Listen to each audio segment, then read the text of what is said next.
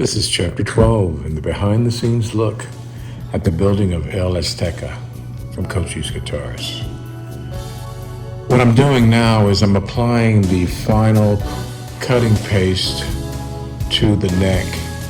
And one of the things that I really pay a lot of attention to in this step is to try to get a playable surface. And people say, well, you don't play on the back of the neck, you actually play on a fretboard. Well, actually, the back of the neck has a lot to do with how much comfort or how much mobility your left hand has.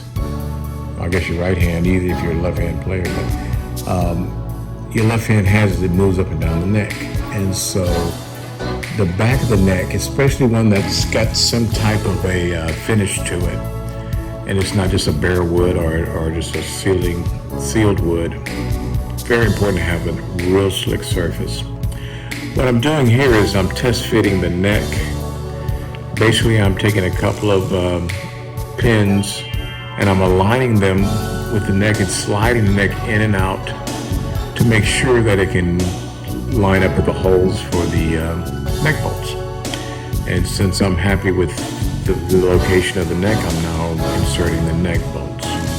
As you can see, the ones that are a little more into the body are going down a little bit further at first, and I'll back out because I'm actually making the hole to the neck at this point.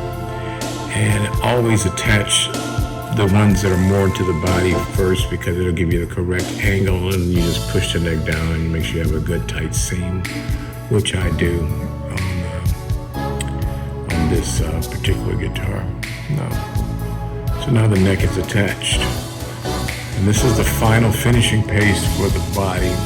I'm really happy with the way this body turned out, with the gold that's impregnated into the grain of the back of the mahogany.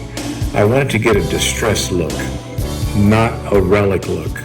I hate relic guitars. I think it's stupid to take a high gloss guitar, beat it with a bunch of change and knock some paint off of it and say, oh look, it's like it's I've got guitars I've had since the 70s and none of them look like that. You know, I don't beat my guitars up and drop them and knock the paint off. That's just so stupid. And people are paying thousands of dollars for relic guitars, and I just don't know where that's coming from. This is a distressed finish, which means it'll show some wear or different areas. Look like the coloring is kind of moving in and out of the finish. And this looks like a worn guitar, something that you've had for a while and you've played. Anyway, what I'm doing here is I'm inserting the inserts for the stop tail piece, and at the same time the grounding wire for the control cavity. I'm using the old Gretsch style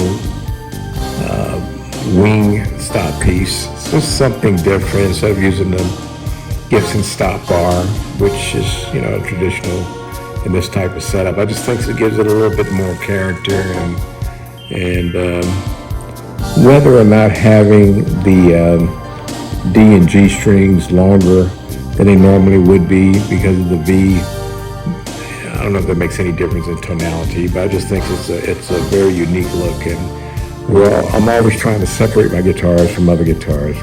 So I've inserted the post for the bridge now, and as you can see, I'm using a gold bridge with stainless steel rollers. And we'll see you next in Chapter 13.